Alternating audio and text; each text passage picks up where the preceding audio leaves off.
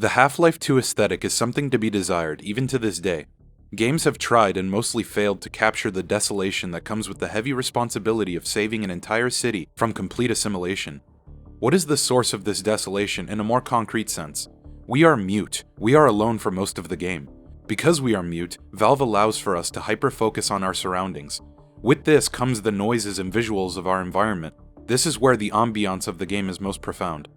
We hear the sounds of a desperate and dying city, overcome by an extraterrestrial force.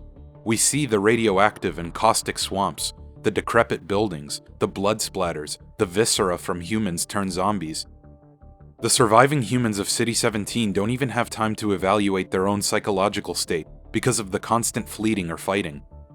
The odds are stacked against seemingly everything in this game. Not only are the people over-encumbered, but the environment itself is brought to ruin. Everywhere we go, the landscape is collapsed, and whatever human life is present is either in a fight for their existence or begging for hope to come back. From a gaming standpoint, this is an eerie feeling for a couple of reasons. This is the first game I ever played in which the environment actually had verisimilitude. That is to say, it feels real. It feels as if we are playing in a world where the only possible saving grace is us. It feels real because of the desolation, because life is scarce, and because it feels like an actual journey where the possibility of a future for our race is at stake. What's interesting about this theme is that we've seen it a million times. We've seen the good versus evil. We have seen the broken cities and alien races wipe out humanity. We've seen scarier enemies. We've seen more powerful bosses. We've seen stories where it takes one person to save everyone. So why is it that Half-Life 2 stands out? In movies, shows, and literature, there is a focus on the act of saving.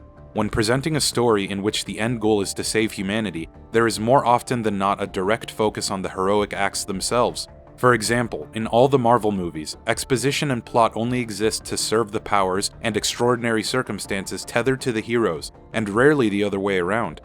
The new Marvel shows serve to rectify that, by the way, but I digress. In Half-Life 2, all of those circumstances are in service to the world. We aren't really interested in the heroism in Half-Life 2, are we? We know we have to save everyone. We know we have to stop the Combine. We know we have to keep Alex alive because she's awesome. So why isn't Gordon's heroism the main focus in Half-Life 2? Because video games are places in which different themes should be explored and highlighted, and that's exactly what Valve did. They didn't want to produce a run-of-the-mill hero's journey, with Gordon's call to action at the beginning and subsequent supernatural aid throughout. I think the fact of the matter here is that Valve wasn't interested in it, but probably were conscientious of it. Valve really was interested in being different and providing gamers with something unique that comes packaged in something palpable. There is a reason that these hero elements still exist, right? Because without those elements, the game would have never been marketable. So they produced those elements, but pushed them to the background and allowed for the game's environment to speak for itself. I mentioned earlier that human life was scarce in this game. I know we meet a few along the way and there are plenty of Resistance members, but as far as the game's reality is concerned, most of these people are kept under complete control or they're gone altogether. Human life is then only reduced to the hopeless and the fighters, which I mentioned earlier, but again, there's a subtle reason why it seems so lonely for most of the game. It's because most of the game we are fighting the other, non-humans who we unconsciously associate with elimination. There is no room for them to even be acknowledged as living, breathing entities, because the world demands that we kill them to achieve our objective.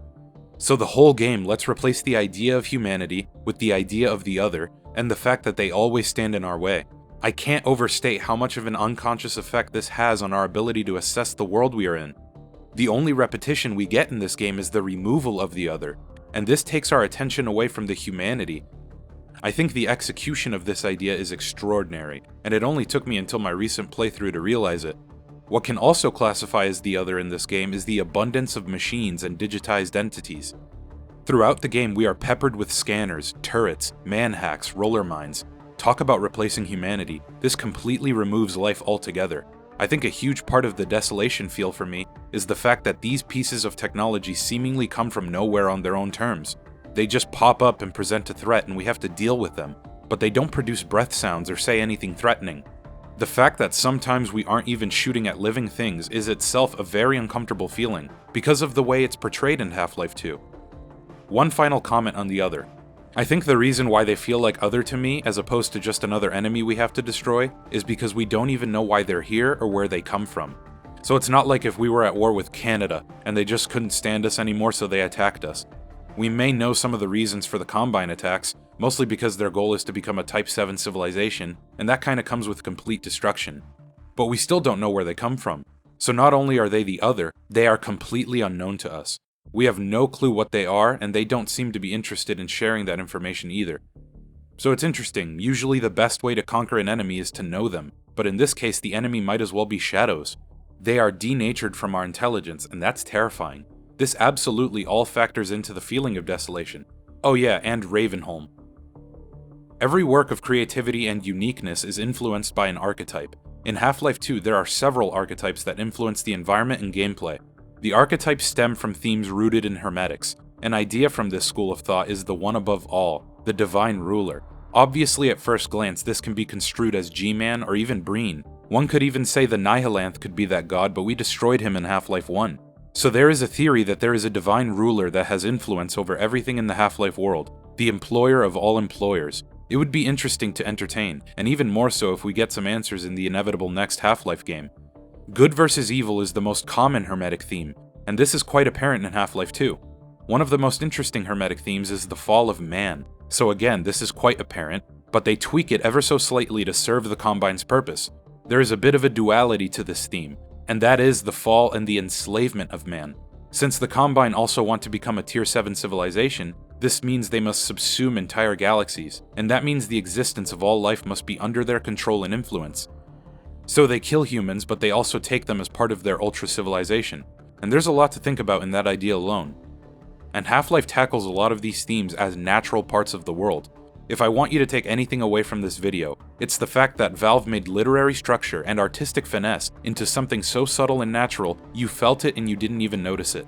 That's the kind of aesthetic we now expect from Valve in every game, and they know that so badly that they need to take all that time in between games to craft them up to that incredible standard.